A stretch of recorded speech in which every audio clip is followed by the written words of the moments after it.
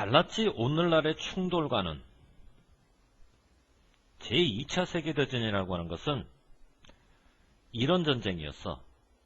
어떤 전쟁이었냐면 미국에 살고 있는 대부분의 삶에 영향을 미친 그런 전쟁이었지.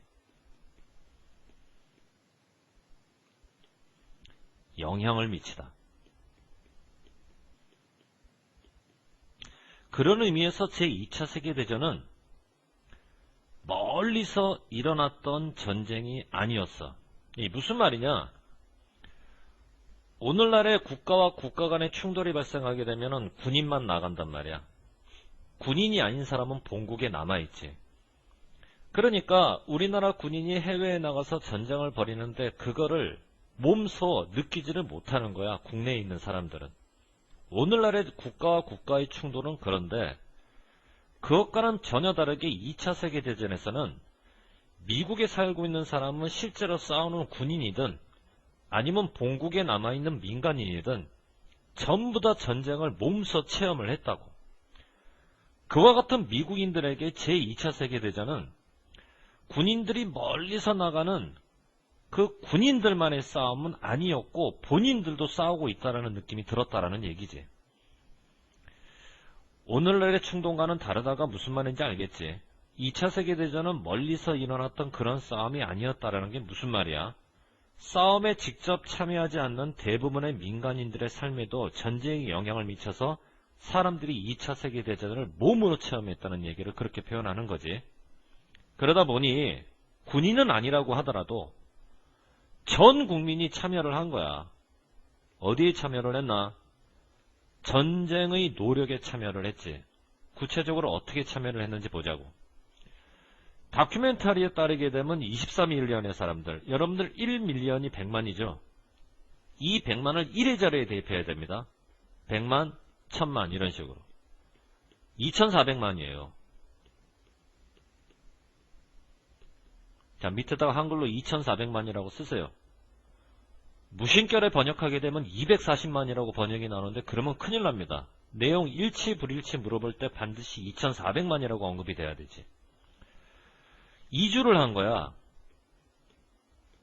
고향을 떠나서 타향으로 국방과 관련된 직업을 얻기 위해서 수백만의 미국 여성들, 아프리카계 사람들, 라틴계 사람들, 이런 사람들은 전쟁에 참여하지 않은 대신에 발견한 거죠. 전례 없는 기회.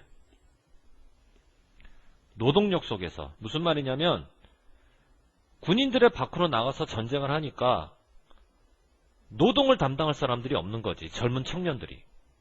그러니까 군인으로 나가서 그 사람 대신에 누군가는 노동을 해야 되는데 그 자리를 메꾼 게 여성들이 대신 노동하고 흑인들이나 라틴계 사람들이 대신 노동을 했다는 얘기고, 많은 다른 사람들은 돈을 주고 샀어. 전쟁 채권.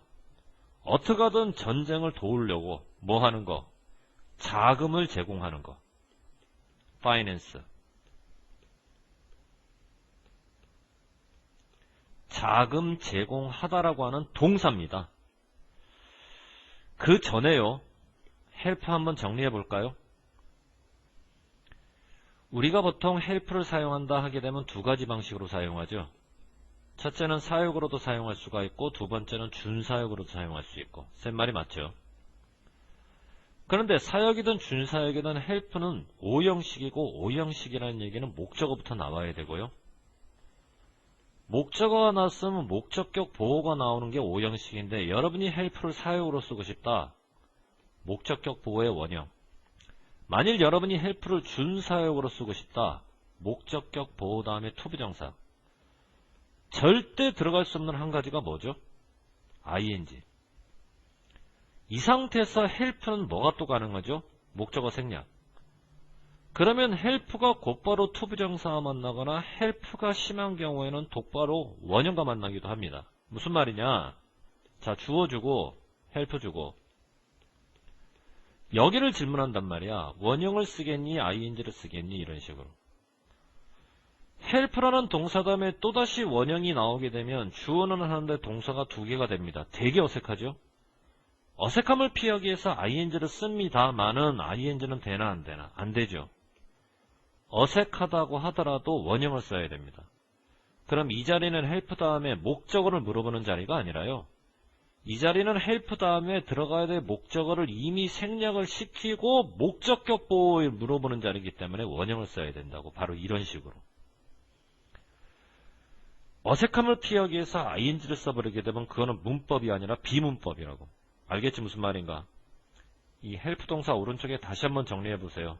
이건 아무리 강조해도 지나침이 없습니다. 쌤은 이제 진행을 할게요. 여러분들은 영상을 멈추고 쓰시고. 이렇게 해서 돈 주고 사잖아, 전쟁 채권. 그러면 사람들에게 줬어. 어떤 사람? 물리적인 지지를 제공할 수 없는 사람에게. 그럼 물리적 지지를 제공할 수 없는 사람이란 나이가 들어서 직접 총칼을 들고 전쟁터에 참전하지 못하는 사람들한테 어떤 감정을 줬냐면 이런 감정을 줬지. 자기는 몸으로 직접 전쟁에 참여하진 못하지만 그럼에도 불구하고 내가 노력의 일부가 되고 있다라는 다소의 위안감을 줬다고. 그런데 사람들 중에서는 심지어 어떤 사람이 있냐면 전쟁 채권을 돈을 주고 구입할 수 없을 만큼 가난한 사람도 있잖아. 선생님이 돈을 주고 구입할 수 없다라고 번역한 이유는 afford 자체가 바로 사다라는 뜻입니다. buy하고 똑같거든요. 이제 그런 사람들 같은 경우는 전쟁 채권을 사지 못하니까 어떤 식으로 기여를 했냐면 자기 집 앞마당에다가 채소밭을 만든 거야.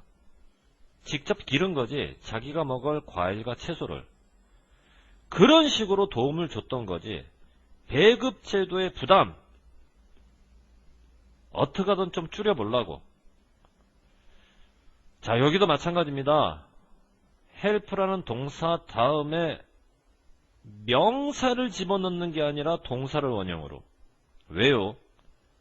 명사를 집어넣게 되면 뒤에 나오는 또 다른 명사와 접속사 없이 두 개의 명사를 쓴다는 얘기인데 그럴 수는 없는 거 아니야. 그러니까 reduce와 burden 사이를 어떤 관계로 만들어줘야 되냐면 일단 동사 목적어 관계로 만들어주고 부담을 줄이다. 이랬던 동사가 help라는 사역동사 뒤에 나와야 되기 때문에 목적어가 생략된 형태로 원형이 나오는 거지. 이거를 아까 말했듯이 어색함을 피하겠다고 해서 여기다가 ing를 쓰면 된다 안 된다? 안 된다는 얘기죠.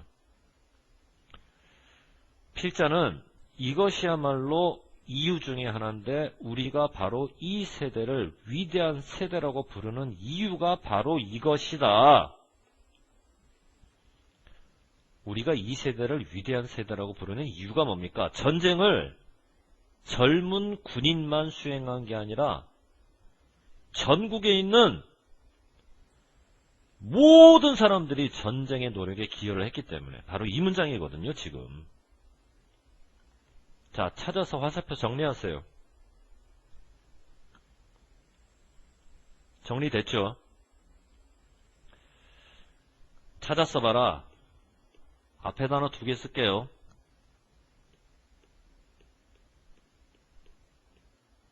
자, 뒤에 단어 2개 쓸게요.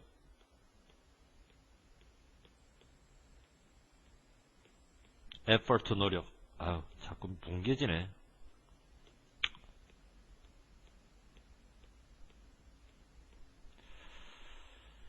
자, 영영풀이. 전에는 일어났던 비슷한 사례를 찾을 수가 없는, 비슷한 사례가 없는 전례 없는. 확인했지?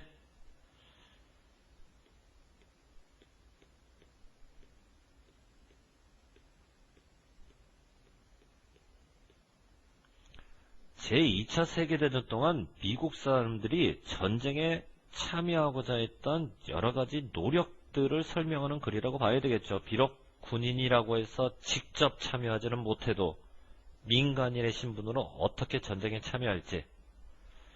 됐죠?